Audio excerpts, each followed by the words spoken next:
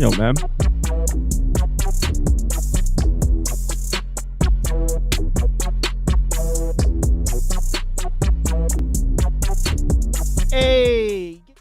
Hey.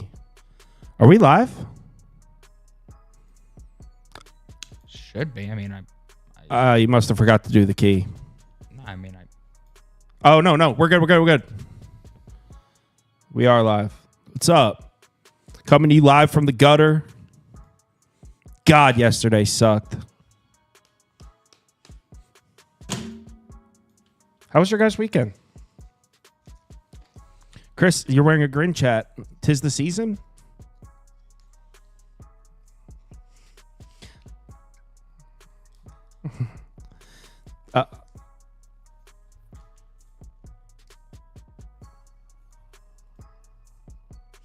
Let me ask you. Did Chris just disappear?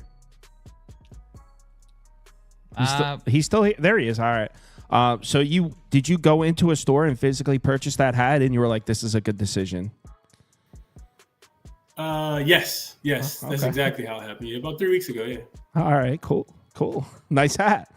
Lindy, hopefully you had a better weekend than me. I just got my fucking face rocked this weekend. Yeah, no, all of my last second decisions, like Joe Burrow over 2.5 touchdowns, T. Higgins touchdown, Devon Achane got there for me in garbage time. Otherwise, the standardized stuff, like beating spreads and totals this time of year is just, it's unbelievable. It's actually unbelievable in the NFL. So beating my head against a wall, but other than that, I'm having a pretty decent Christmas. Hopefully you guys are as well. And yeah, I like that idea of taking money from sports books because yesterday was more of a donation station. Yeah. Same here. All right. We got a bunch of NBA games. We're going to go through them. I got to say, having some trouble with the NBA, and I don't mean losing. I think I've actually won my last 3 NBA bets. It's just, like, for example, yesterday I had a bad day. So last night I was like, you know what? There's a lot of NBA on. I'm going to take a couple hours and just go through really deep and find some bets. And then every single game I'm like, I don't know, next. I don't know, next. And I don't know if it's maybe I don't have a feel for the league right now. Last year I had a great NBA season. So, like, I know that I'm pretty good with the NBA. I know I'm capable of winning in the NBA, but I don't know what it is right now where I have 2 open bets. I don't even know if I really like them. I'm hoping maybe talking to you guys will help me find a couple others. You're impotent. I don't think it's that I'm impotent, but thanks for chat. Thanks for that. Clouds. Yeah. From the clouds. Hey, by the way, get fucked, Prop Beaver. Thank you. In a nice way. All right. In a nice way. Let's talk NBA. This first game, don't have a bet on it, particularly because we still don't know the status of who is it? Okay, so Gary Harris is definitely ruled out. Jalen Suggs is questionable. If Suggs plays, I'm down to take Orlando plus 10.5 despite some serious injuries on their side. I mean, at the surface level, we're talking about a team that always seems to cover at home against a team that's not covering the number very frequently. I'm sure if you follow the NBA this year, you already know Boston constantly overpriced and they win a lot of games. They don't always cover. They haven't been very profitable to bet. So against, I believe, one of the most profitable home teams in the NBA, why wouldn't you just take the plus 10.5? Orlando does play good defense on the perimeter. They limit opponents' shot attempts from out there, which is what Boston loves to do. They're also top 5 defensively against spot-up shooters, another thing Boston loves to do. So in my opinion, Orlando plus 10.5 is a good look. I didn't place it because I was waiting I want confirmation that Suggs is going to play first, but I'm down to place this if you guys can get on board with that. I'm on the opposite side completely. Yeah. So I jumped on 9.5. It was my first and heaviest bet that I made of the day. One thing you got to remember is context, and I'm with you. I'm currently hitting 52% of my spread bets in the NBA, which makes me a loser to this point in time. I'm sure chat would love to agree with that. Luckily, totals, I'm at 62%. Totals I've been smashing, and I think it's because of one specific thing. I go player by player. I basically grade out every single player and see what changes on off court between them. And the totals have been extremely profitable to this point in the season, but when there's a total like this that's just wrong, or a side that's just wrong, the context matters. And that's that you haven't had the core 5 guys starting for Boston pretty much all season long. There's always one guy out, Jaylen Brown out, Jason Tatum out. In fact, more than half of their games, they've played without the traditional starting 5 because Kristaps Porzingis has played less than half of the games this season. So it's a completely different situation when you add Porzingis to this team. And then you add in the fact that Jalen Suggs is questionable, and he is basically your only offensive ammunition. And say what you want about Cole Anthony. Cole Anthony got a fourth quarter of run that was the most heat check of all heat checks. You're not doing that against Drew Holiday. You're just not. You do that against Drew Holiday is going to back you into a corner and just be like, oh, sorry, you're going to get murdered. I have this spread closer to 14 purely because when you take Kristaps Porzingis and put him on the floor and you give him these kind of minutes, you're talking about one of the best offensive and defensive teams in the league, and I don't think anybody can really even argue with that. And it's about covering the number, of course. You're on the road. It's one game, but I gave everybody across the entire NBA about 2 minutes more here because nobody is playing basketball on Tuesday. Nobody's playing basketball on Tuesday. This is one of the weirdest schedules we've had in forever. It's been rest-laden, and Boston can put the foot down if they really, really want to on their throats. You kind of always worry about, oh, what's garbage time going to look like? Is Peyton Pritchard making shots today? Those are the things that go through my head. But that's around 13.5, 14 where I would be setting this number.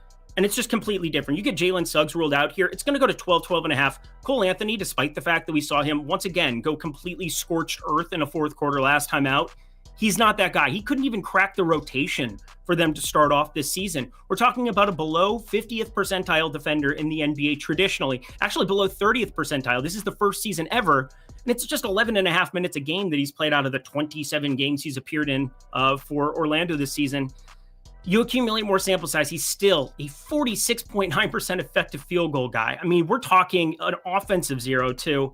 I have no clue how this number arrived where it did, but I'm on Boston pretty heavy. All right, glad I didn't bet it. Chris? Yeah, not as strong as Lindy because I didn't bet it, Cal, but I want to be on the opposite side. A couple things I looked at in my notes when it's open at 9, and I think moving it to 10.5 is the right direction.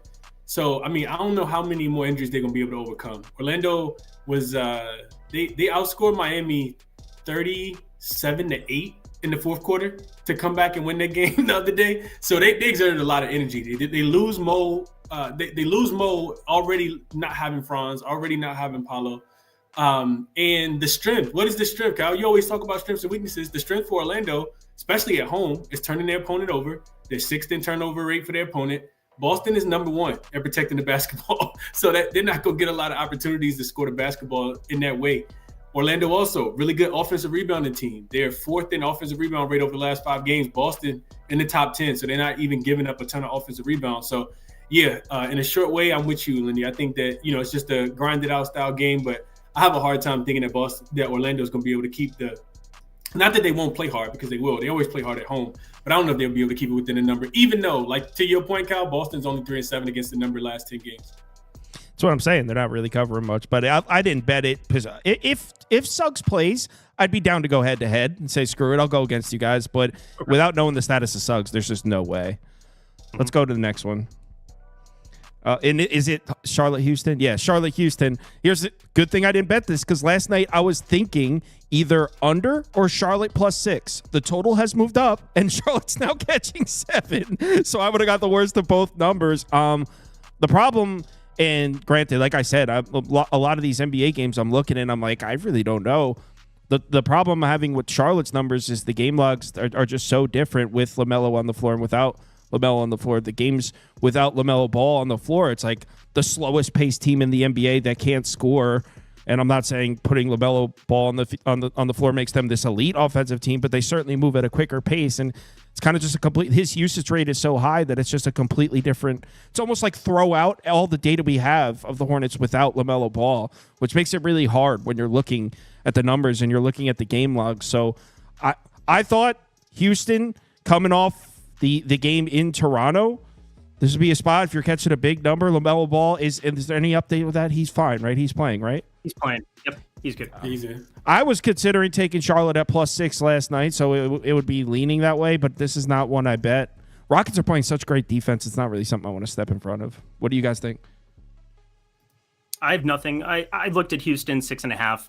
There's obviously something to be said about the rest advantage. You had a couple of teams on back-to-backs. We'll cover the rest of them as we're moving along. That's something that I know that Chris looks at a lot, and obviously something that I'm always considering. If it's like a tiebreaker situation, I can lean one direction, and that's what I'm doing with Houston, but I wouldn't be touching it at 7. I thought about it at 6.5. That was the only number I could have probably grabbed yesterday, but I think it's a pretty efficient number, pretty efficient total. I looked at a couple of props too. I thought I'd find something, as you said, the usage rate out of control for LaMelo Ball with Brandon Miller off the floor, or just in general because it's LaMelo Ball, but I can't really find anything from this game. Chris? I'm in agreement with you guys. When I was looking at it yesterday, it was plus 6.5 and nothing for me. Did I bet it? No. Also, like the total undercal, so I'm glad I stayed off of that one too. Just kind of wanting to wait and see. For Charlotte, they will be without Brandon Miller, which I think is humongous for them. They're already down Trey Mann, don't have a lot of scores, so I still lean a little bit more towards the under. Interesting thing I looked at, though, just something I hadn't really paid attention to. I wanted to see how teams played after having to travel through customs on the second leg of a back-to-back. So Toronto, they were in Toronto last night, having to travel to Charlotte, probably got there pretty late. They were down 6 points at halftime yesterday, had to battle back and actually win that game. Toronto, they wasn't rolling over for them last night. And what I found was that teams on the second leg of a back-to-back coming from Toronto back into the United States are only 3-11 against the number if they're playing unrested in their next game. So I think it's 0-7 against the spread in the last 7. That lends itself towards Charlotte. Charlotte, like you said, though, Kyle, just kind of all over the place. At first, we could trust them to get rebounds, but this Rockets team, that's what they do best is rebound the basketball. So that also makes me kind of lean a little bit more towards under in this spot as well. I don't trust the Hornets. I'm sorry, I don't trust Houston's offense to be efficiently shooting the basketball, especially from the 3-point line. So I think the under would probably still be the way that I would play this game. I think Houston plays slow. They're not an efficient offense. Charlotte is by far not an efficient offense. Getting Mark Williams back probably, limits. I could see both teams just kind of scrapping for rebounds in this spot, and I do think it's going to be played at a slower pace. So under would probably be my biggest recommendation, but still not something that I play. Let's move on to the next one. Slim Pickens. Utah on the road at Cleveland. I mean, what the hell? Is there 14.5 points? I don't. I have no interest. Either you guys? Lauri Markkanen, I think, does he have revenge in his heart this day? I don't really care about such things, but there's no doubt that he shot the ball a little bit better here of late, starting to look a little bit better on the floor. I mean, it's still been pretty inefficient, but I mean, he's got off to such a strange start by his standards. I mean, this team was basically just getting blown out day in, day out. He had been dinged up. I don't think he was completely healthy to start off this season either. Now playing 36 minutes back-to-back nights, 2 kind of nice wins on the road there for Utah. Not something that we've said very much here this season. And I just think improved play from Lauri Markkanen. I looked at his points. I haven't bet it yet here. I wanted to take a look. 18.5 was kind of the primary number. I do have him closer to 20. But obviously, whenever you run into a 14.5 point spread, you're dealing with potential no fourth quarter. So you have to kind of trim down the minutes to that 33.5, 34 minute range. When you're doing the data on this end, it makes it tough to really I really want to do it. Because I like to make plays with conviction. I don't know if you've noticed, but I don't feel super comfortable taking on Cleveland at any point in time. It's now sitting at 20.5, 21.5. So yeah, there's no way that you should probably be getting involved at this point, but Lauri Markkanen 20.5 if you want it. All right. Chris, you said nothing for you, right?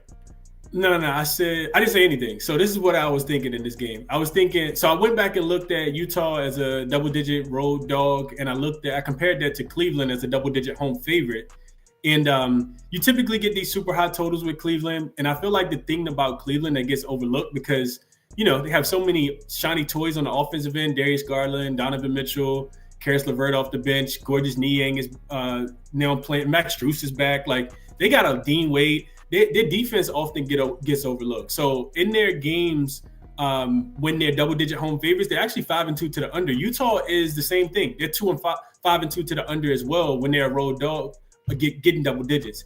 And while Utah, I think Cleveland should be able to score. Everything matches up well. They're a good rebounding team, even though Utah is also a good rebounding team. They get out and run. Utah's not a great transition defense.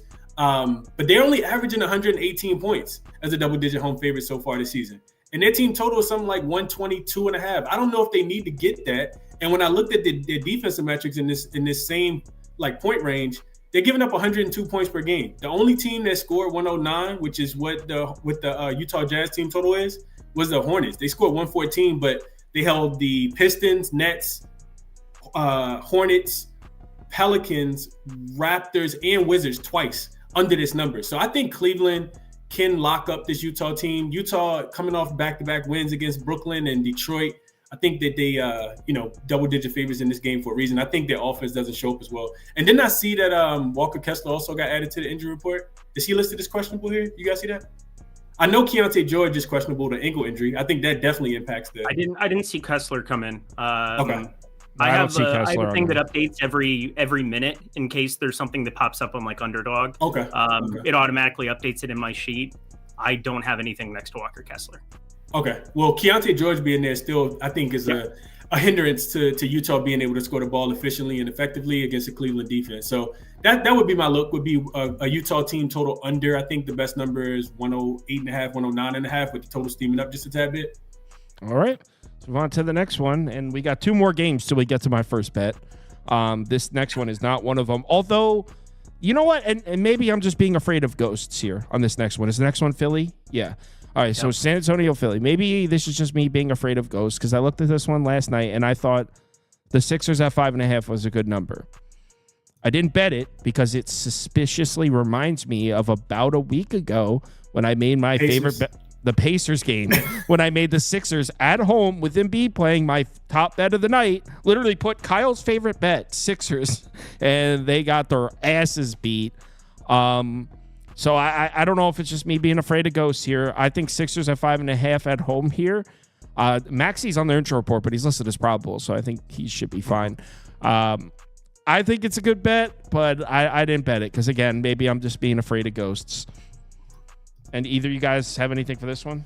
Yet again, I'm on the opposite side of you with an actual bet. I got a bad, well, it's not a bad number. It's kind of the prevailing number, plus 5.5 here on San Antonio, minus 108, where I ended up betting this at. There are some plus sixes if you have bet 365 in your state or anything like that. You can access that, and I would strongly recommend doing so to get that half point. This comes down to pace. Whenever you look at a lower variance basketball game, I'm generally going to side with dogs in spots where I kind of trust them, and they have veteran leadership in Chris Paul here at the point guard position. They have youth, and Devin Vassell now starting, and that's kind of the big shift for me is when you project this team 4 or 5 more minutes of Devin Vassell, one of the more underrated players, I think, in the NBA. Pop kind of knows what he's doing. I think he gets the benefit of the doubt. Obviously, he's not coaching them right now, but he basically was your talent evaluator, the guy who paid Devin Vassell. He's 24 years old, consistently has decent shooting numbers across the board. And this year, no different. 60.3% true shooting, 57.6% effective field goal percentage. And he's generally like a neutral defender. He's been a little bit down this season, but I think that has to do with the overall defense of the San Antonio Spurs rather than him individually. But I like when guys like this get 4 or 6 more minutes and it's not necessarily showing up because like one player's not going to garner a point like that. And star players are garner 2, 2.5, 3, but definitely not a Devin Vassell. I think he's a little bit sneaky here. You've got a pretty much completely healthy San Antonio team that can then also push Chris Paul's pace. We'll say his points props, every day I look at them and they're bright green in my sheet and I'm supposed to bet them and I never do because it's Chris Paul. Do you know what his points prop is today by chance? No, I don't. 6.5 minus 105. Like, oh, Lord. What are we doing? Chris Paul in this spot going to play 32, 33 minutes. I'm not going to bet it again, but I just want to throw it out there because, I mean, if you just, the last 5 people love, oh, he's done this. Yeah, he's missed in like his 3 of his last 4. And anytime you have the right tail that extends, like if Guy scores 15, 16, it's always going to look worse compared to what your median outcome is going to be. But I looked at Chris Paul pretty in depth here as well. I'm happy to just sit on my plus 5.5 ticket and move on. Chris, break the tie. Under. That's a good tiebreaker. Under. It was 219 is what the number was. And when I was looking into this one, like Lindy does with his on-off splits, the glaring difference in numbers was Embiid on the floor and off the floor. It was off the injury report here. Philly scored 101 points per 100 possessions, giving up 103 with Joel Embiid on the floor. That's 204 points per game with Joel Embiid. He disrupts the offense. They never can get into a flow because he plays like one game every 2 weeks, and he comes back and just jinx everything up.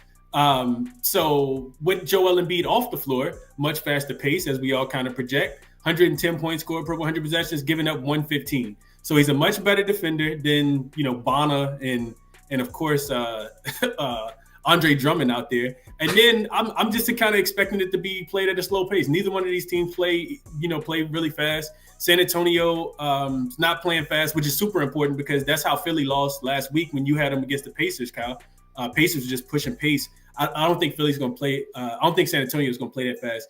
Also, Philly been attacking the rim, 6th in frequency, but just 25th in accuracy. San Antonio does their best work at the rim with Wemby down there. 6th in opponent rim accuracy and 5th in opponent paint accuracy last five games. So yeah, I think it's going to be a slow, kind of grinded out game. When I was looking at San Antonio as road dog, they only averaged like 103 points. And if I'm expecting Philly to do anything, it's play slow and look terrible on offense because they got Joel Embiid still trying to figure it out with him. Also, player prop wise, Victor Wembanyama. I haven't bet on him all season, but I love his over 2.5 threes here today. I was minus 130, so it is a little bit of juice. But I mean, the cap is that Joel Embiid's not coming out there.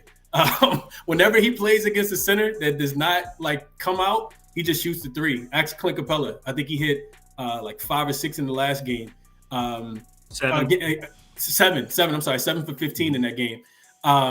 And he went 4 for 8 against Portland as well, against the drop coverage with Klingon and Donovan Mitchell and DeAndre Ayton and all those guys as well. So I do like Wemby up and over his 2.5 threes, and I like under in this game. All right, let's move on to the next. Virgil says, you guys talk too much and can't pick. And then Julio Villa says, Kyle, how'd you do yesterday with your bogus picks, especially Jets? I didn't pick the Jets. Giants, I didn't pick the Giants. Titans, I didn't pick the Titans. Eagles, I did have Washington team total under.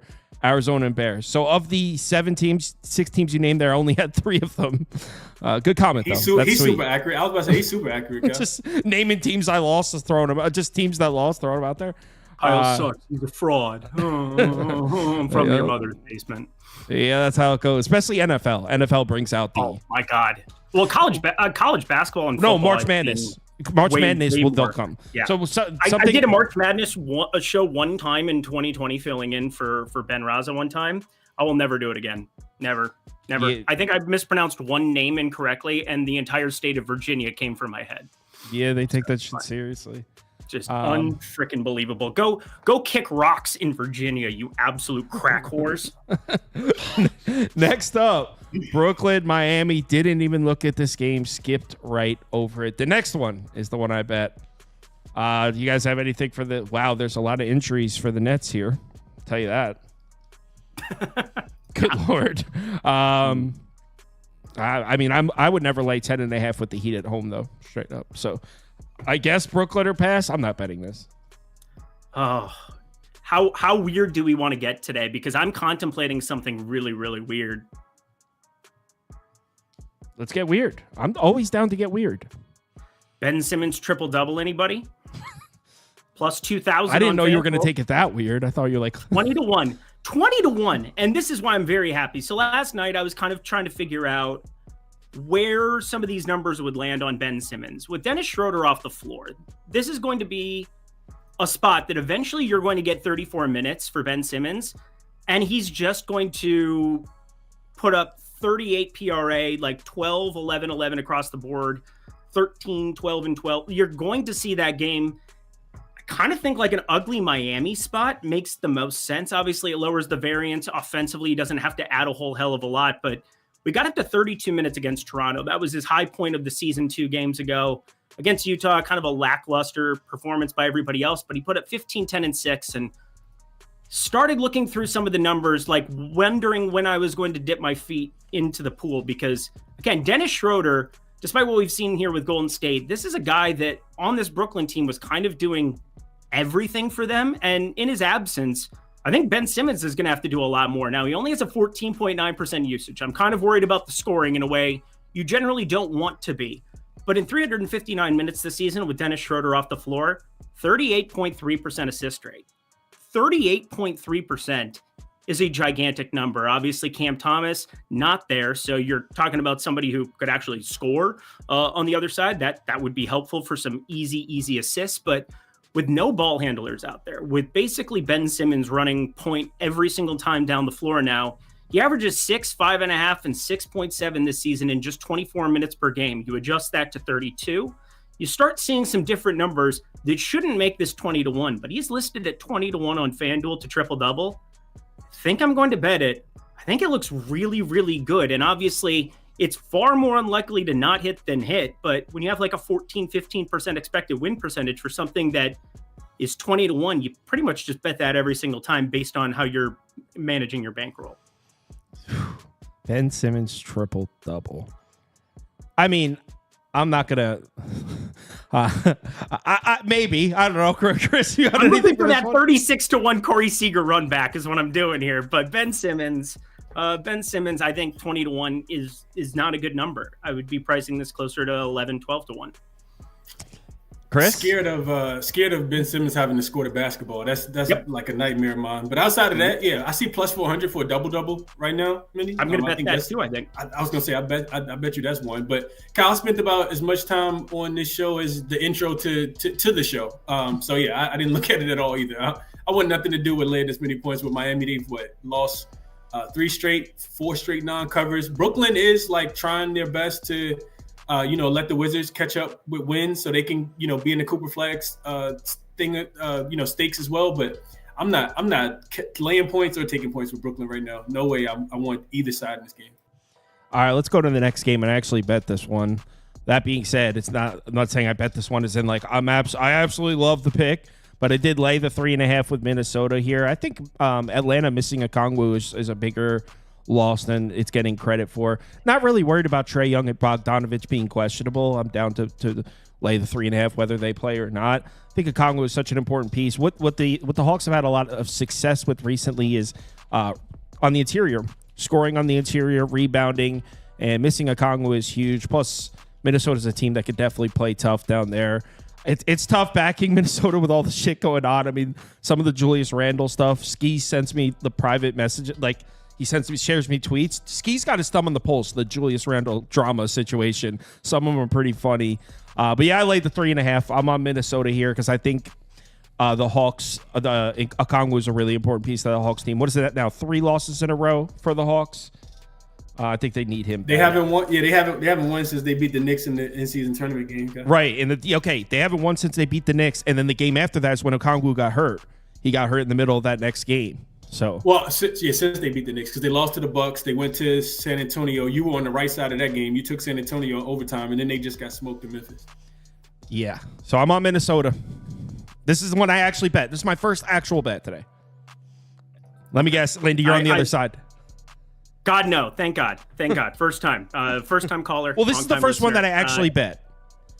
Okay, that makes me happy. This one I haven't bet yet, but I've been staring at the Minnesota money line, Minnesota 3.5. Thought it would be like a nice parlay piece because let's be serious. I know a lot of people in Discord just take all my shit and they just go parlay for $20. So I thought Minnesota money line, kind of a nice sweetener if you're looking for it as well. Okongwu, that's definitely an issue. I thought we'd get some Larry Nance numbers. I don't see any Larry Nance numbers. That's kind of what I've been paying attention to a lot because I think he's going to close over Capella in a lot of matchups like this. I think you're going to get more minutes for Larry Nance out there to try to, he can at least step out and knock down a shot. Capella can't, and that's not what you want with Rudy Gobert on the floor. You're trying to stretch him out there to the 3-point line.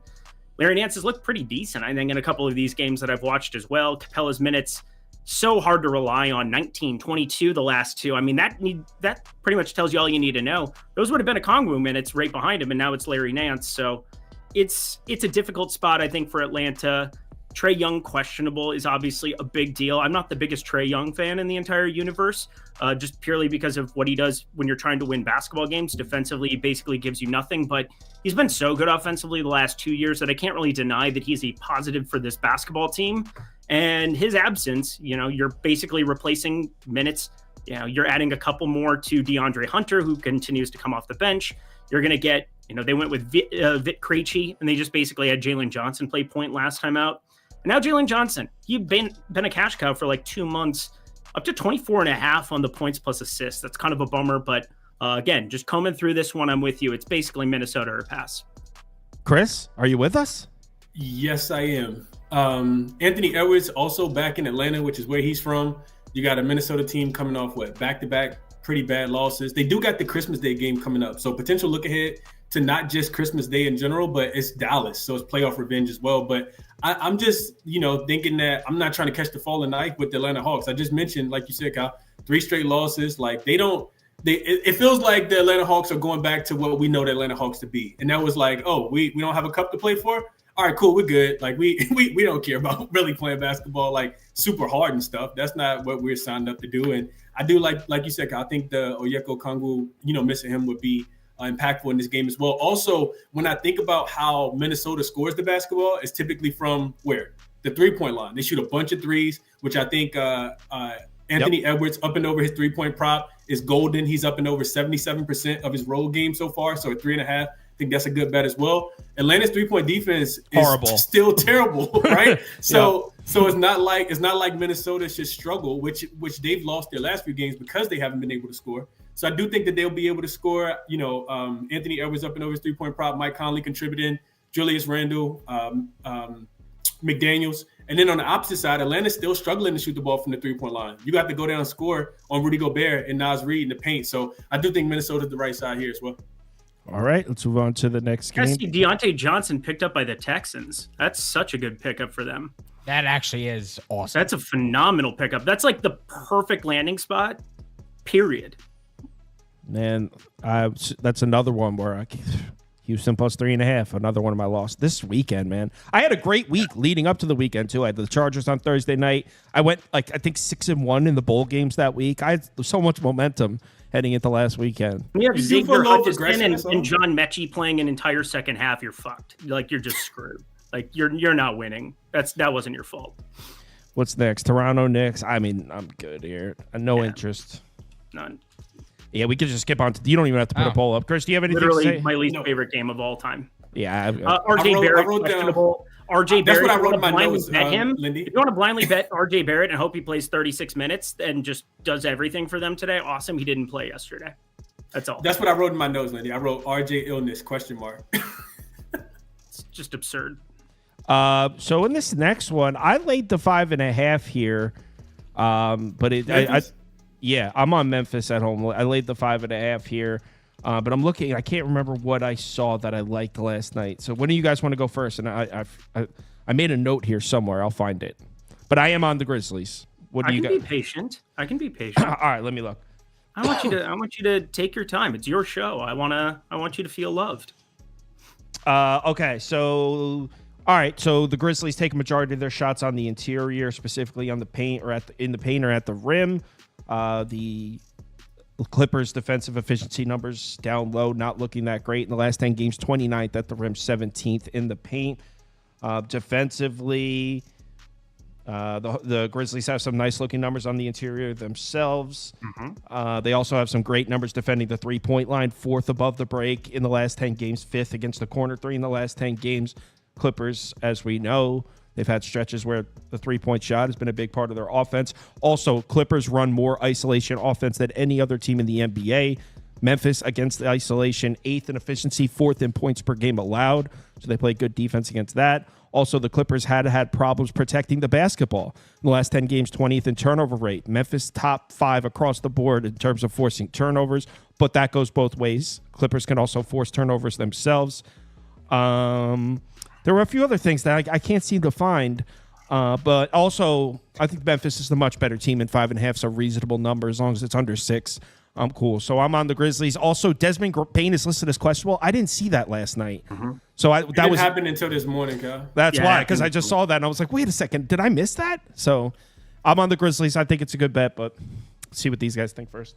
I should have locked this. Again, I hate the word lock, and it's called Lindy's Locks, but because it's kind of ironic and search terms or some crap. I don't know. It's just what I'm told. But I basically just renamed the way that I want things to operate, where it's like half unit right around a like, and then a lock that's going to be something that's generally like a unit. I should have full sent this last night. I was very, very confident, and this is just me, beating the drum. Again, I talked about the fact that I'm losing right now on spreads. I am up pretty darn nicely in totals this year, and totals have never really been a strong suit, but found a couple of things that I think make a lot of sense, and I'm with you with everything you said.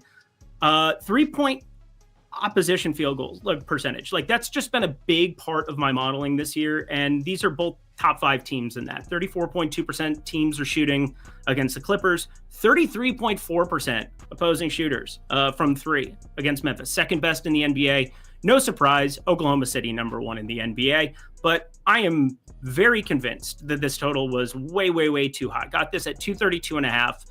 It's now sitting, 229.5 is the best available. 228.5 is kind of the prevalent one. Obviously, Desmond Bane has not played up to his standards, and it's strange because him being docked a little bit in terms of the injury report, questionable, probably going to be part of why this line artificially moved. His replacement behind him, I mean, you're not expecting as much usage going his direction. Would definitely bolster the scoring output of Triple J. I think Jaren Jackson Jr. looks interesting in the absence of Desmond Bane, but I'm probably just going to wait and let that one run out. I don't really have a lean on if he's in or out. I also think with everybody resting tomorrow, no NBA games on the slate, it makes it more difficult to predict what we're looking at. But there's no doubt with their current pace numbers that 232.5 was a little too high for my liking to begin with. And then you add in their defensive efficiency numbers. I mean, I just think the Clippers and Memphis are 2 of the better teams on that side of the floor. All right. So you like the under. It dropped significantly. Looks like it's at 229 now. So I know last night it was at 232, 232.5 when I was looking at it. Chris? Under, like Lindy said, I missed it too, though. Like under, and I'm with you, Kyle. I think it's a Memphis spot as well. Memphis has been, I'm not quite sure why, but they almost seem like damn near auto bet. Like they're 8-2 straight up in their last 10, 7-3 against the number. When they win by margin. I think that the smallest win that they have in any of their home games is 6 points, which is what the spread is. All of the other ones are double. They got a 6-point win and a 7-point win at home. Everything else is between 10 and 51, which is what they just beat the Warriors by the other day. And they do it early too. First half numbers, just to put some numbers to that, 11-3 against the number in the first half at home, which I'm thinking is the best ATS record at home. And you got a Clippers team on the road, 3-7 against the number in the first half as a road dog. So I'm with you, Kyle. I think strength by numbers, even without Desmond Bane, what Lenny was talking about, I think that, Memphis got the plug and play guys. I know Jay Huff, I think, is not going to be out there, but they still got, Luke Kennard off the bench, Santi Aldama off the bench. How good is Santi Aldama? Santi Aldama is amazing. Dude, every time I turn on the TV and watch Jay Huff and Santi Aldama play, I'm like, these are like the 8th and 9th guys off the bench for Memphis. It's insane. They could be starters. Yeah, they could be starters in other places for sure. Santi Aldama would be like legitimate top 40, 50 player in the NBA on like a Brooklyn or something, like playing 36 minutes a night. He's insane. Yeah. I agree. I think they got enough, Kyle, to get the job done here. So first half and full game, and I do like under, like Lindy said as well. All right, let's move on to the next one. When I was looking at this one last night, it was before Giannis was officially ruled out. He is not playing. Last night, it was up in the air. I was looking at Giannis overs because it should be a beautiful matchup for him to do whatever he wants, both rebounding and scoring. Now that there's no Giannis playing in this game, what about Bobby Portis over here? I mean, I don't even know what it is. Not a prop guy. Didn't even look at the market, but I'm looking at whoever plays on the interior against the Bulls. In the last 10 games, they're bottom 5 in shot frequency allowed in the rim, bottom 10 in efficiency down there. Also, they're a terrible offensive rebounding team. So whoever's grabbing those defensive rebounds that Giannis is usually grabbing, he averages almost 10 a game. Whoever's grabbing those for the Bucks is just going to rack them up because the Bulls are not active on the offensive glass. So whoever scores on the interior and whoever gets the defensive rebounds for the Bucks without Giannis, that's who I'd be looking to go over. Can you guys elaborate on anything I said? Because I don't know who it is. I don't know the on-off splits. I'm not a prop guy. You guys look at any of that? Yeah, I can tell you across the board everything. Bobby Portis, right around it's only 93 minute sample size this season. So do you want me to just rope 2023 into that? Yeah, sure. Without Giannis, Who gets the defensive rebounds? Okay, so I took Damian Lillard off the floor as well because I think, obviously understanding that context, 522 minutes for Bobby Portis with no Dame and Giannis going back to beginning of last season. He's got an 18.1% total rebound rate. On the defensive end, he is at, oh my God, 21%. Obviously, I think about it from like fantasy terms because I've been doing that for like 10 years, 12 years. But Bobby Portis, generally when there's no Giannis, is just like an automatic slam dunk can't miss, just play him kind of guy.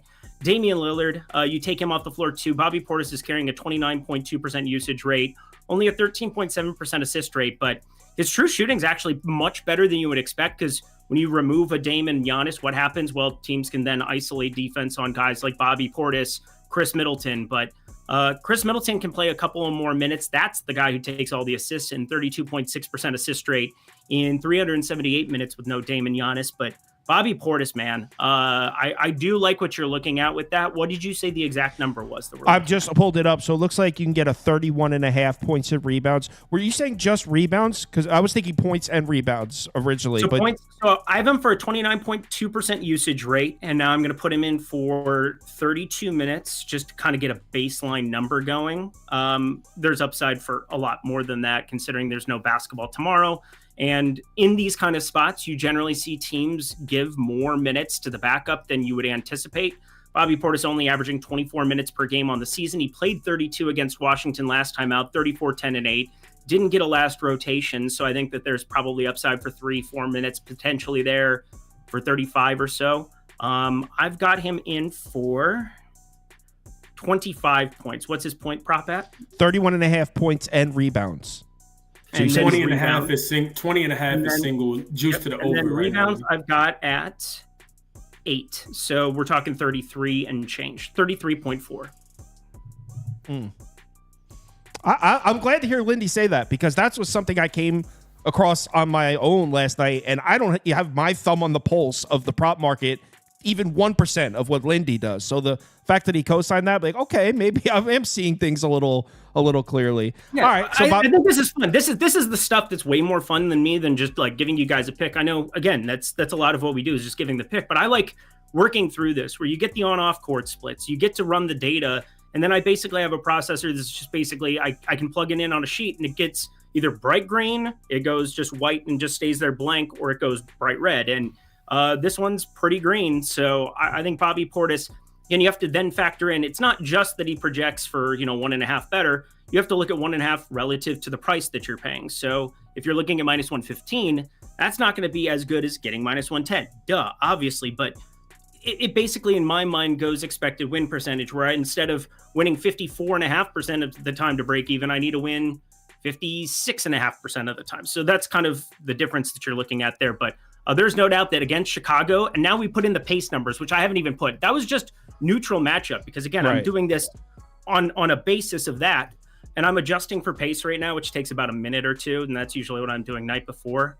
I have Bobby Portis in for, it's going to be done in like 20 seconds. Do you have anything on this one, Chris, while I finish this up?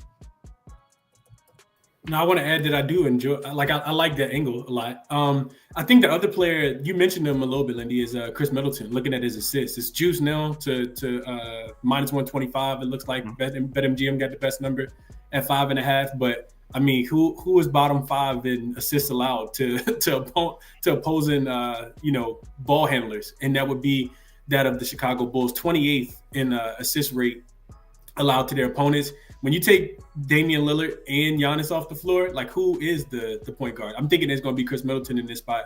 I think he does a lot of the facilitating. He's had 8 assists and 6 assists in 3 of his last 5 games. He's right at about 5 in 4 of his last 5 games as well. So I do think that he ends up with probably closer to 7 assists, closer to 7 than 6. So I would play his assists up and over, but not anything that I made official here. I just sent you.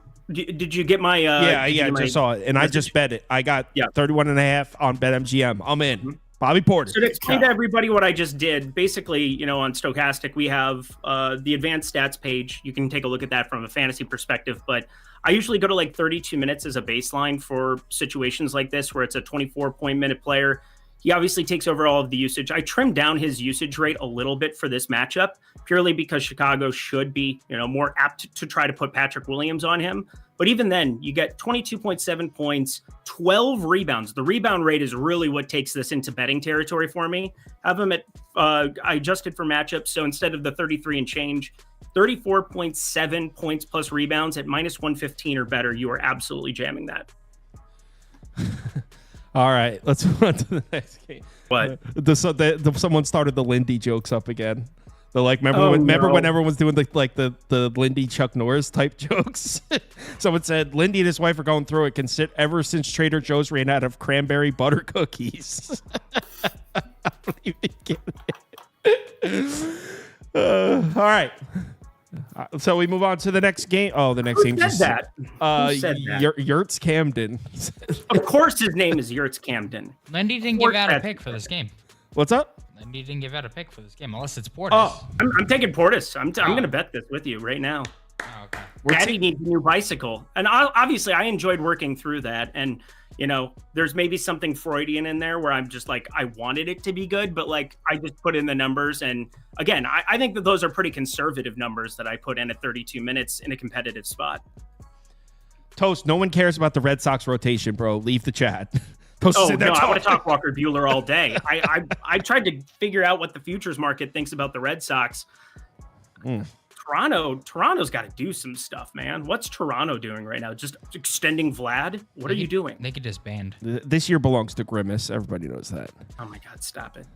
Wizards, Thunder. This should be a battle. 17. I mean, I have nothing to say about this game. You guys could go ahead and take it. Which game?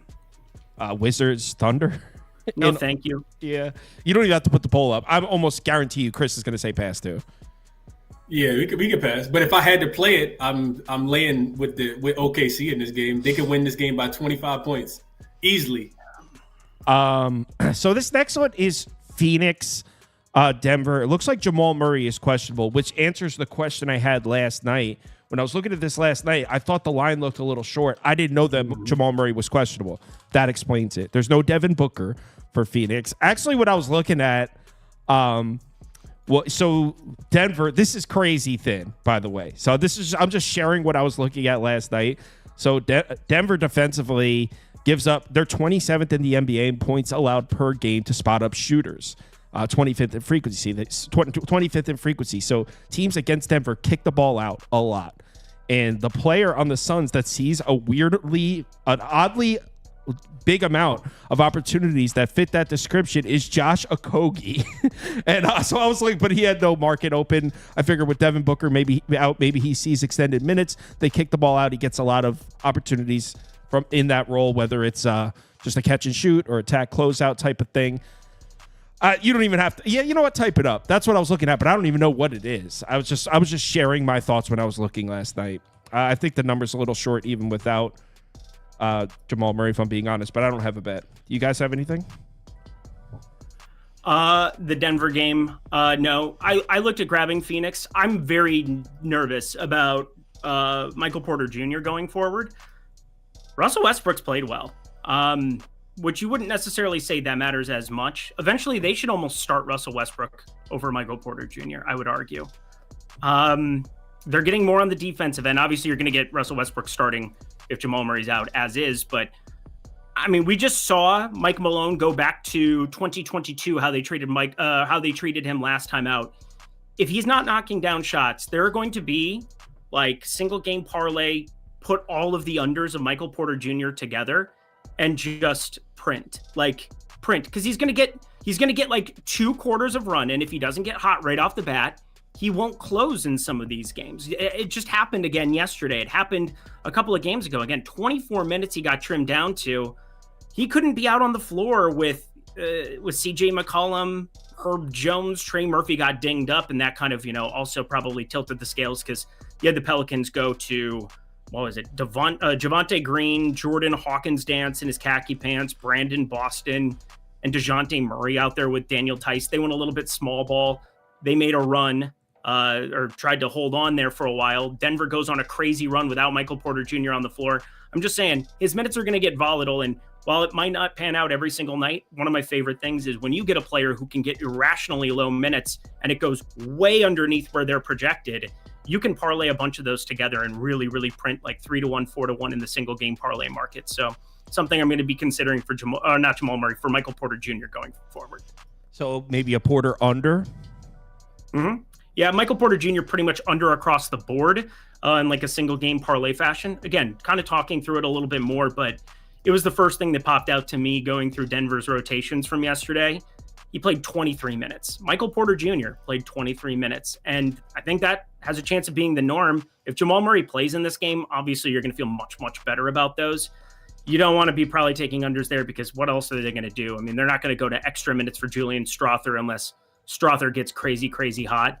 Peyton Watson probably absorbs a little bit more time. He only played 17 and a half minutes yesterday, but on a back-to-back here, I think it's just basically taking Phoenix because them grabbing the points here makes a little bit more sense to me.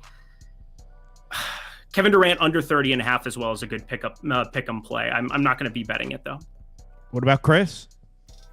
I bet it last night. It was at 7 last night. And as soon as that game went to overtime, I thought Lindy was going to say the same thing. As soon as that game went to overtime last night, I just jumped on Phoenix.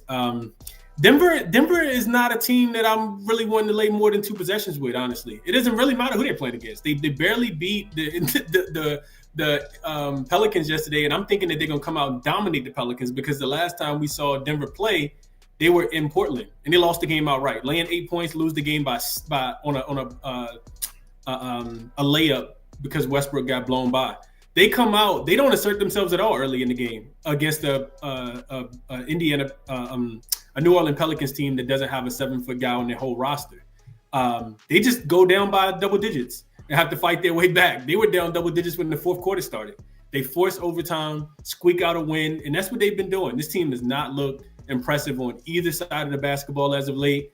I don't like the body language from Jokic. He's just kind of out there looking like, can anybody else do anything so I don't have to like kill myself during the first 25 games of the season? And to Lindy's point, Michael Porter Jr. did not play after his third quarter run. He never came back into the game. They put the second unit in with Westbrook, and Westbrook ended up playing the whole second half of the game yesterday. So maybe some Westbrook unders here, but I wouldn't look at that either with Jamal Murray potentially being out. I just think that even though Grayson Allen's not there, even though Devin Booker's not there, I'm expecting Phoenix to run. They're still playing I think they're going to run just because they're on the second leg of back-to-back. Their pace hasn't been great as of late, but they are still top 5 offensive rated team, 3rd in effective field goal percentage. And I'm just not laying with Denver right now. So I grabbed the +7 at what is it now, 4.5. I probably wouldn't get there, but this is all. Oh, none of us mentioned this, but this is also a preview to a Christmas Day game. It'll be in Phoenix. Both of these teams play again, so something to take into consideration here. But the major rest advantage: Denver having to travel from New Orleans back to Denver, and Phoenix just kind of already being in Denver last night. I'll take Phoenix. All right, let's move on to the next game, which is Indiana Golden State. This is a weird one. The thing that jumped out at me at this one is in the last 10 games, Golden State strength of schedule 1st, Indiana 30th. So, like, how do we take the numbers from the last 10 games seriously here when one team's playing a considerably tougher schedule? That alone makes me lean towards Golden State. But couple things I liked for Golden State here, they put. By the way, the reason I don't have a bet on it is there's a couple question marks. Draymond Green is listed as questionable. I believe Gary Payton Jr. is also listed, or Gary Payton Jr. also listed as questionable. But Golden State does play good defense in transition. They're actually 1st in defensive efficiency in transition this year. They're also the 2nd best defense in the NBA against the pick and roll, which the Pacers do a lot of. I think this is a good matchup for Golden State. They've been playing the tougher schedule, so I lean towards Golden State, but with Draymond questionable, Payton questionable, I got nothing. We're starting to get into the territory. I saw the total was dipping, and it changed for me where it's at least interesting. I looked at it last night, 231.5. I think it's a lot lower now, but kind of hoping Draymond Green sits for that. Obviously, he can help a little bit on the offensive end with the assist rate, and Steph Curry's efficiency has traditionally gone up with Draymond Green on the floor on the offensive end, but we have a pretty large sample size of that, and it's been very different in recent years, one being no Klay Thompson now, or for this season at least. Klay Thompson across from him here, but 229.5 best available that you can really get, 230. It's still pretty thin, so I'll make that my best bet from the game at 230, but still not quite where I want it. I would want it sub 230 to really be able to bet it. Chris? Strength of schedule, you make a great point, Cal, but the Pacers are balling right now, man. I kind of feel like they can keep it going. I didn't bet it, haven't bet it yet. I want to see what happens with Ben Shepherd. He's listed as questionable. Nembhard only played 19 minutes last night, but he hadn't been playing in back-to-backs. And the splits with Andrew Nembhard on the floor and off the floor are astronomical. Like they're they're like, it's like 10 point score per possession differential with him on the floor versus off the floor. I also looked at the Pacers, and they're like mixing it up a little bit. They're shooting the ball from in the paint, from at the rim, mid-range. The threes are starting to fall now, and it kind of feels like that they are getting healthy. They added another big in Thomas Bryant, and they're rested. Like, I know that they're on the second leg of a back-to-back, but they beat the Kings by 40 yesterday, like pretty much by 40 yesterday. And it's a short travel. I remember when the Kings were playing against the Golden State Warriors in the playoffs last year, they were talking about taking a bus, not even getting on a flight. So I don't think it's too much travel here. I feel like 5.5, 6 is okay with the Pacers here. Golden State, you mentioned the Cal. Their schedule is still going to be tough. Like, they're still in this gauntlet of a schedule, but they've just been so inconsistent. Even in some of those games where you thought that they would win, they did get a nice bounce back, of course, against who did they just beat? They beat who did they just beat? They beat Golden State. They beat Minnesota. Yeah, they beat Minnesota. They beat Minnesota and Minnesota, but before that, they lost by 40 to Memphis. So it was actually 50. Yeah, 51. My fault. Without John 51. Morant. Without John Morant, exactly. So yeah, I can't lay points with Golden State right now. Like, I kind of want to bet the hotter team, even though they are on the second leg of a back-to-back in the last game of a little short 3-game road trip. The other thing, I forgot to mention this, for whatever reason, the Pacers play really well in Golden State. They've won 5 straight head-to-head matchups as dogs in Golden State. I don't know if you remember. I remember Andrew Nembhard hitting the game winner. I think that might have been last year or year before last. Yeah, they play well there for whatever reason. They've won, I think, 7 of the last 10 head-to-head matchups against the Golden State Warriors. So, yeah, it'd only be plus the points for me. Didn't bet it, though. Not yet, anyway. All right, next game. And this next one, I looked at this one. I got nothing. Pistons, Lakers. You guys have anything in this one? Yeah, I'm taking Detroit because I hate myself. So it's a tough call. Am I reading this right? The Lakers are first in defensive efficiency in the last 5 games. Yeah, damn because right you are. They made Max Christie a permanent stay place in the starting lineup, and he's just been destroying the opposite number one. I mean, you watch some of those games. Max Christie is insane defensively. Like, he's actually insane. Yeah, so, okay, you got the Lakers first in defensive efficiency in the last 5 games. The Pistons, not a great offense. How do we not lean towards the under? Well, it's because in the last 5 games, these teams are also both top 10 in pace. So that's the carousel I was on last night looking at this. So you're on Detroit, Lindy. Yeah, so a couple of things. They've played Sacramento, Memphis, Minnesota, Portland. There's been some real duds here of late where Max Christie's minutes get extended. He only played 18 here in the last game, even though he was starting there in it. I think for me, this is just kind of like the eternal question of if the Lakers did not play in Golden State on Christmas Day, I probably wouldn't have this ticket. But there's an outside world where LeBron James knows everybody is always judging him based on like these big games, these primetime games, NBA, more people watching it than anybody else. Would it shock you that much if he just sat out on a Monday knowing that he gets Tuesday off and shows up and plays 38 minutes on Christmas Day? It wouldn't shock me at all. Anthony Davis has been carrying this basketball team all season long, just been absolutely out of his mind. D'Angelo Russell, though, I will say this is the number that just baffles me. D'Angelo Russell is leading this team in plus minus right now, overall for the season. And I can't stand D'Lo. He's got 58 plus minus. Number 2, dead last is LeBron James, by the way. I have no idea what to make of it because obviously small sample sizes still to start off the season. I want to get to like 40, 50 games. And you're never going to be in a perfect situation. There's always games that you're going to miss where somebody was out. There's always going to be games. So you try to really smooth out the sample size and take a look at it. And I think for me, this is just looking at a Detroit team that we know is getting their main 5 pieces starting for the first time in a while here. We saw them pretty great against Phoenix there. Jaden Ivey had a pretty nice outing. Cade Cunningham, Jaden Ivey, Tim Hardaway Jr., Tobias Harris, Jalen Duren. They've only started 1 game now in the last month altogether, all 5 of them.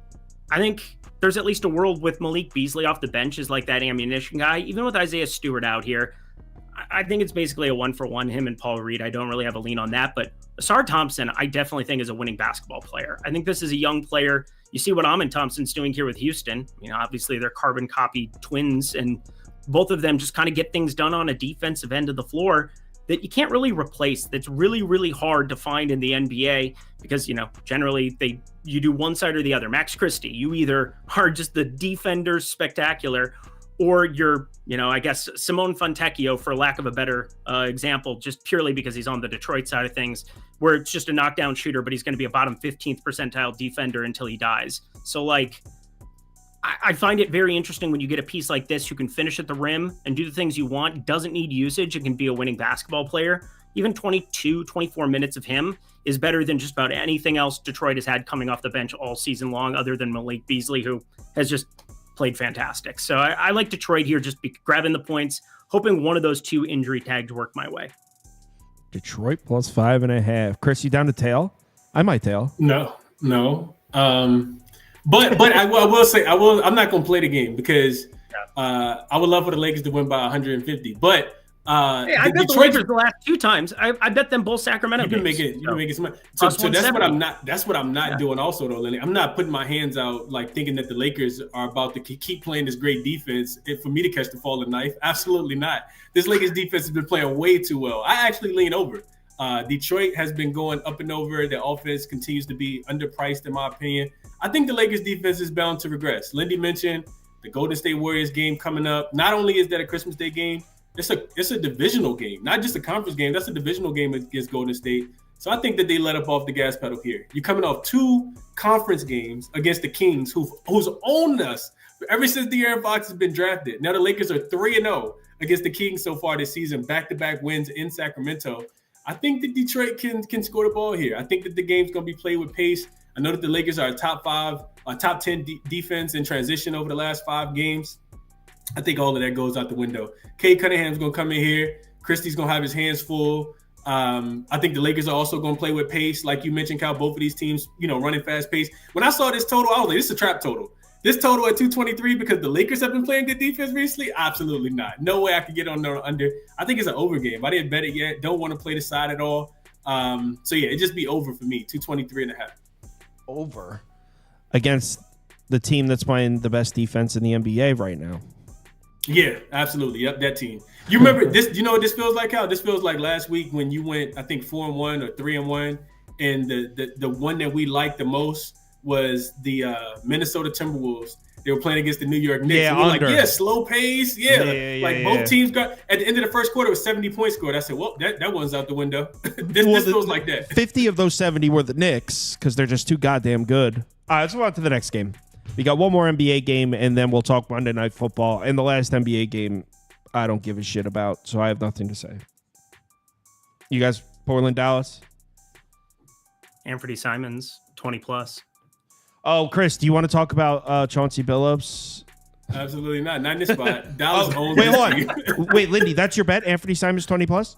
Yeah, Anthony Simons getting a full-strength team back here, but Anthony Simons is the one who's paid to do things, and I do think it actually helps him. Looking at some of the numbers, having DeAndre Ayton out on the floor with him has been traditionally better for this offense.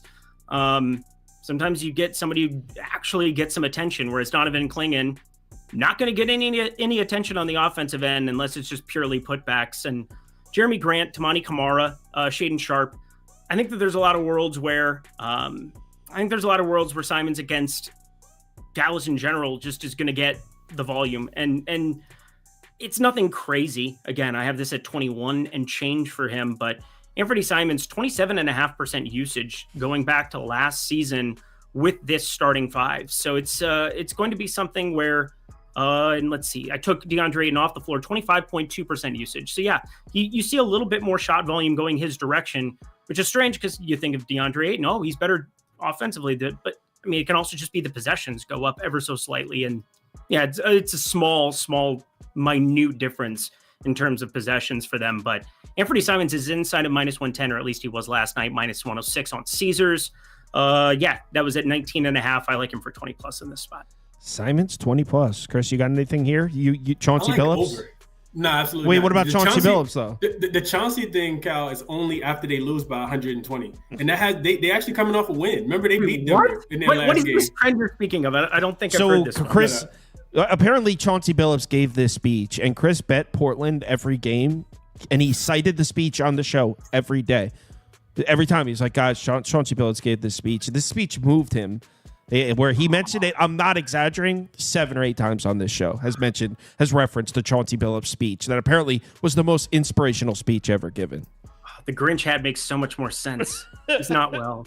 What happened, Lindy, was the players. It moved the players. Right. Chauncey told his team that if they go to sleep well at night tonight, then they're a fucking loser, is what he said. After losing by 45 points to the Memphis Grizzlies I think that was about a month ago now, and they actually went on like a 7-2 ATS run after that game. They beat Minnesota outright twice at home. Like, it was a couple really good wins, but that's like in the back pocket, Cal. You don't pull that card out all the time.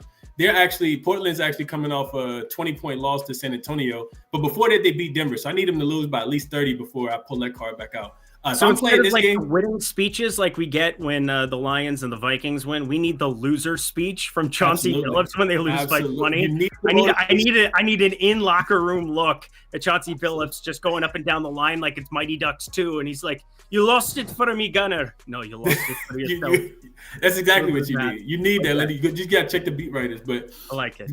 This game specifically, though, I think over is the right play. Dallas is going to be able to score the ball. They always score the ball. Like, last 5 games against Portland, they've scored 131, 139, 126, 131, and 125. Like, and Luka could potentially come back. Even if he doesn't play, it's going to be even faster pace.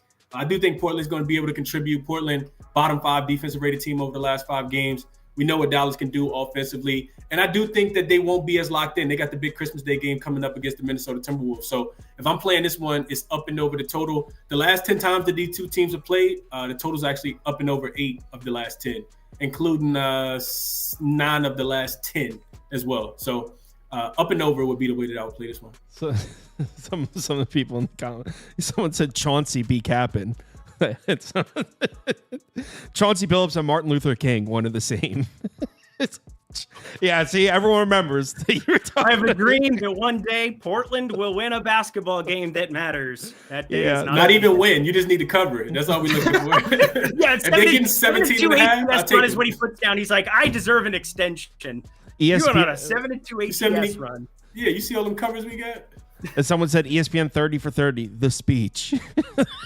I like it. All right, let's talk about the Monday Night Football game. Chris, see you tomorrow? Oh, I won't see you tomorrow. No games tomorrow. Yeah, so, I might do something Christmas morning, but you got kids, so I'll probably see you the day after Christmas. Shoot me a text if you want to do something live. Yeah, I think I'll do a quick something live, maybe go through the game. I don't know. I'll do something. Well, I'll let you know. But all right. Let's talk. Lindy, luck, fellas. Are you hanging? Lindy, are you hanging out to talk about this awful game? Yeah, I can't wait. Yeah, this will be a quicker one, guys. This game sucks.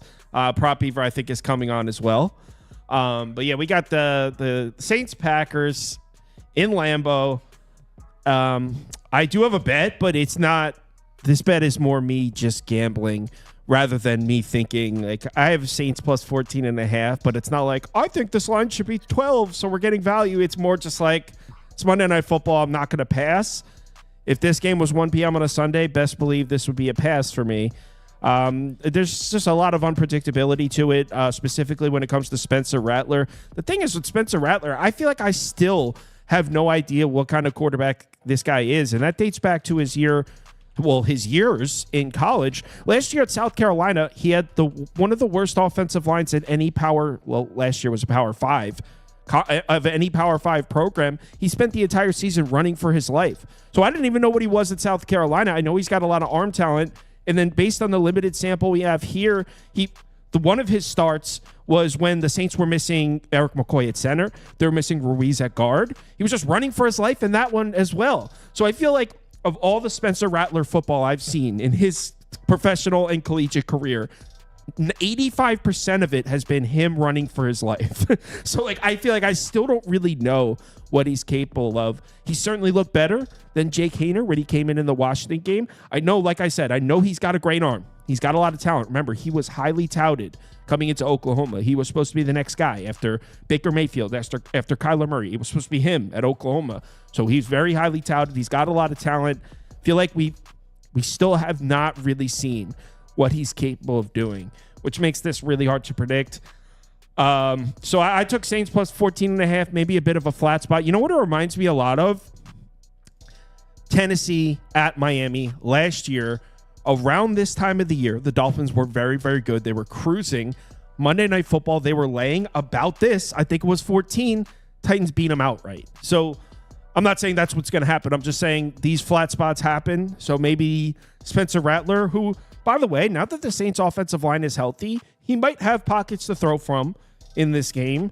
Maybe I can see the Packers being really conservative with their play calling. They know they can run the ball on the Saints. Jordan Love has some turnover problems.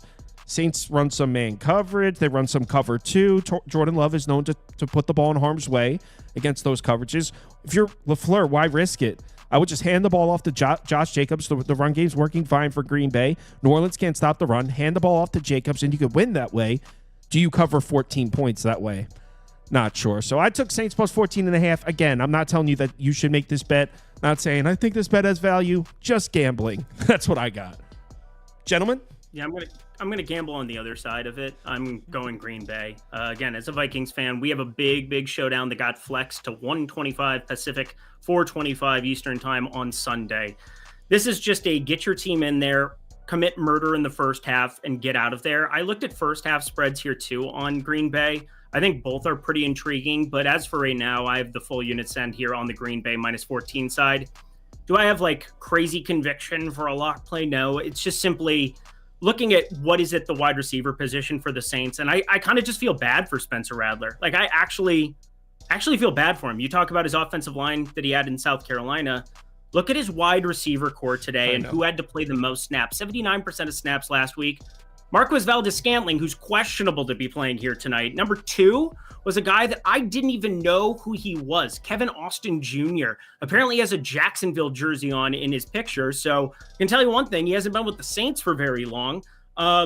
That's just an insanely poor wide receiver. Cedric Wilson, Dante Pettis of San Francisco lore, also sitting there. He was a speedster once upon a time. But, I mean, man, I feel so bad for him. If it isn't over the top, I just don't see the Saints getting anything done offensively. And how can you possibly go over the top on Xavier McKinney right now, who's just out of his mind good out there roaming at the safety position here for the Packers? You get Jair Alexander. It sounds like he's expected to play. Correct me if I'm wrong on that one, because that's obviously something that can move the needle a little bit. But even still, I see this being LaFleur going out there. Yes, Josh Jacobs just establishing the run. They have all of their main skill position players healthy here.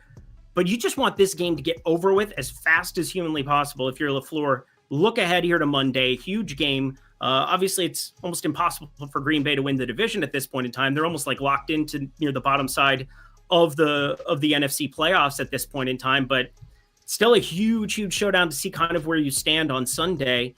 And I think not that they're going to look ahead to it by any means, but in terms of data points, I just trust the NFC North teams more than I thought I would this season. You guys heard me talk about the Vikings and the Detroit Lions. It's like, yeah, well, defensively, do they have enough? Man, it doesn't even matter what they have defensively. They're completely crippled on the defensive end, and they continue to win football games in fantastic fashion because that offensive line is unlike anything we've seen before. Jared Goff is the perfect quarterback for the system. Jahmyr Gibbs, the perfect running back for the system. And Amon-Ra St. Brown can do everything. Jameson Williams can take it over the top now and really help that team out. We've got the third hardest strength of schedule here for Green Bay. Minnesota is second, and you have fifth are the Detroit Lions. Unbelievable stuff from the NFC North so far this season against difficult schedules. So again, Green Bay, third in strength of schedule. New Orleans 27th. New Orleans missing Alvin Kamara, Chris Olave, Taysom Hill, Rashid Shaheed. I don't know what you're supposed to do on offense other than suck. So Green Bay minus 14 for me. And then if you want to add a little prop sweetener, because that's mainly what I'm looking at here, Spencer Rattler, his numbers have been bet up. They've been bet up to like ridiculous places here. I think that one of my favorite plays in the prop market here for tonight, one that'll definitely be on my card, 209.5 passing plus rushing yards. I like the under of that for Spencer Rattler. I don't see him being effective whatsoever here. And plus there's bench concerns comes the fourth quarter, just like last time. Yeah, it's tough with the receiving core. I'll definitely give you that. Do we know anything on Jair Alexander? Is he playing? I know he's been practicing. Anyone? Palpever, do you know? I saw that he's expected to play, but I haven't seen official, and we won't get the inactives for another hour and a half. So We have a Spencer Rattler under passing yards graphic. Is that because you have the same bet?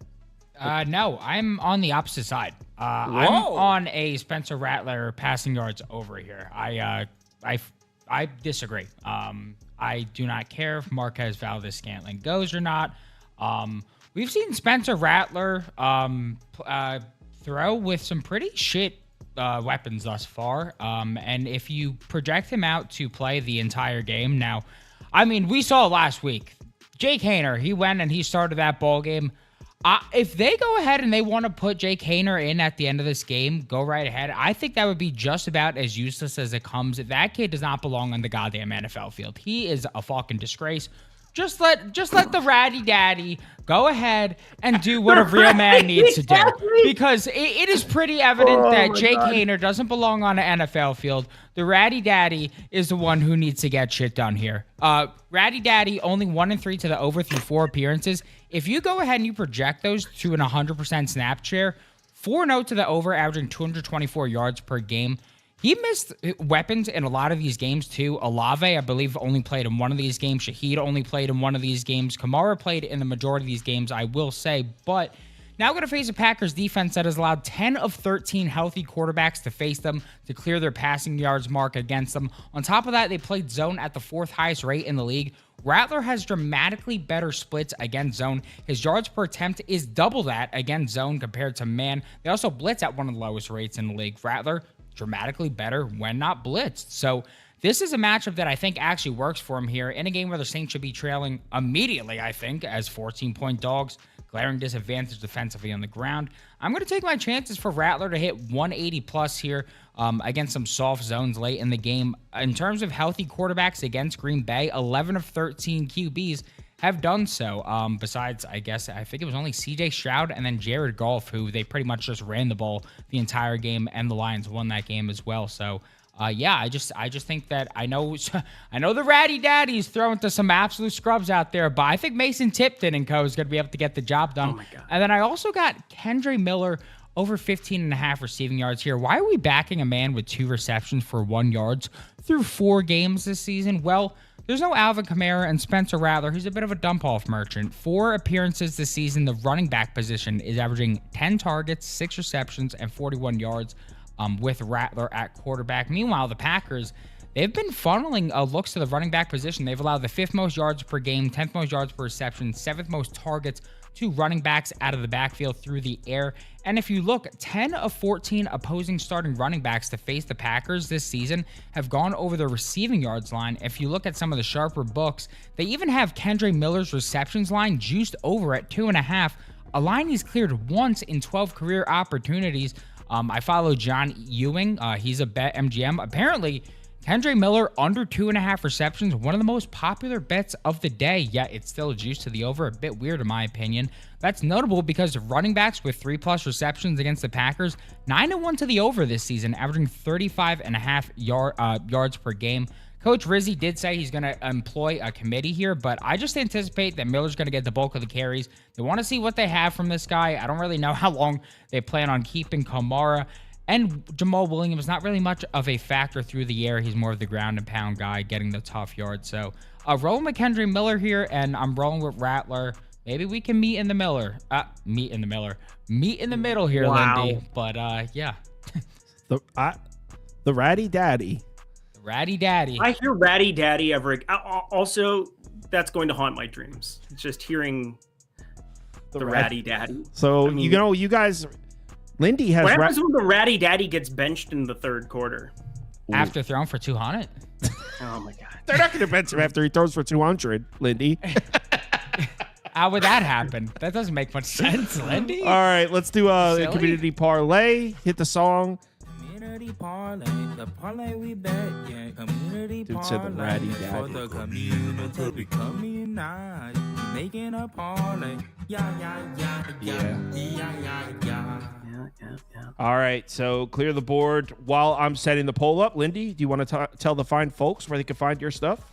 Yeah, hop over to OddsShopper, the OddsShopper YouTube channel. I think it makes a great companion piece to what Kyle's got going on over here, over on his channel as well. Appreciate you guys hitting the like button for myself, for Kyle, and thanks for having me per usual. It's been a nice Monday mainstay for the last couple months, and looking forward to doing some more.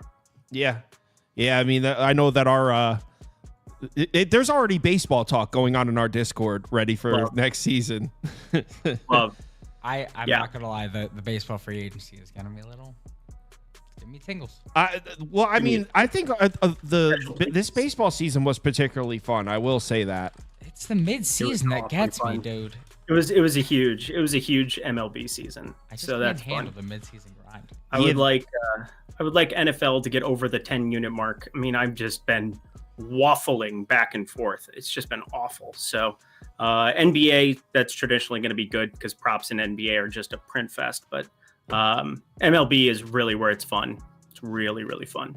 Yeah, we had a lot of fun. The MLB, the show gets fun. Toast has the disorder. Yeah, Toast. Honestly, though, he's my special little friend. It's nice. He's all of our special little friends.